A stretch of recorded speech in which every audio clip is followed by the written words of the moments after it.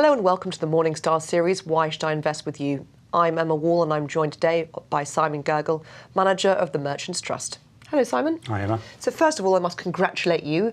You've entered the AIC's Dividends Hero list.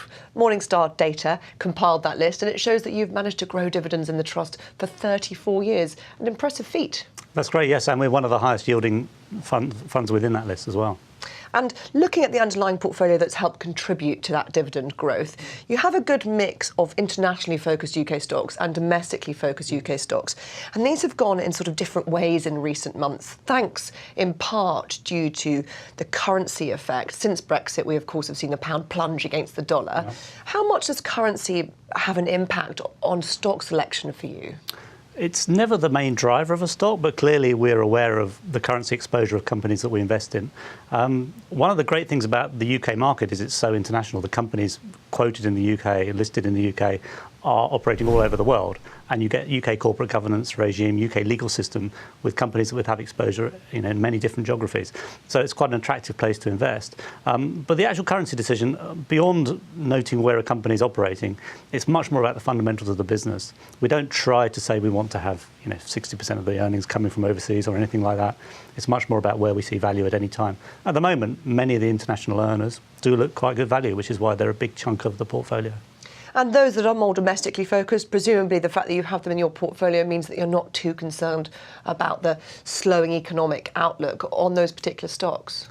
Well, it would be wrong to say they'll all be immune to it if we do get a significant slowdown. Clearly, there are risks to the consumer and even to investment in the UK, and some companies would be affected. But as a diverse portfolio, some of those companies that might be affected are very cheap and on a long-term basis offer good value, even if you go through a difficult period.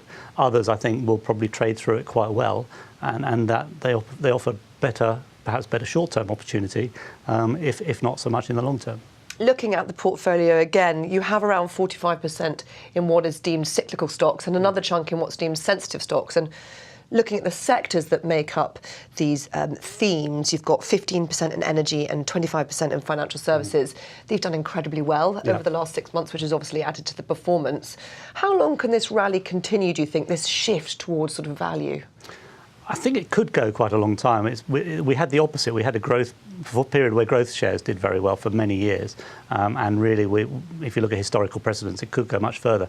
But we tend not to think in terms of growth and value. We tend to think of individual situations, individual sectors and opportunities.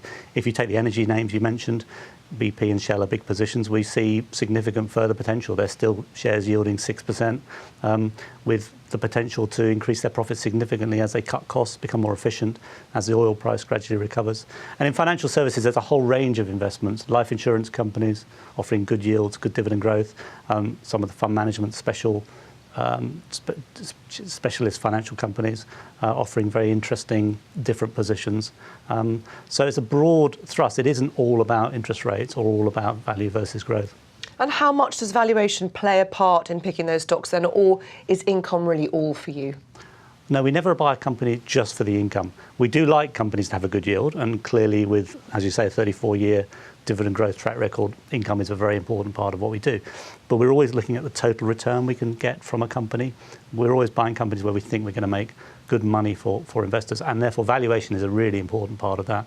And we will sell shares that become too expensive, and so we have sold out of many of the traditional areas that many income funds are invested in the last 2 or 3 years. Simon, thank you very much. Thank you, Emma.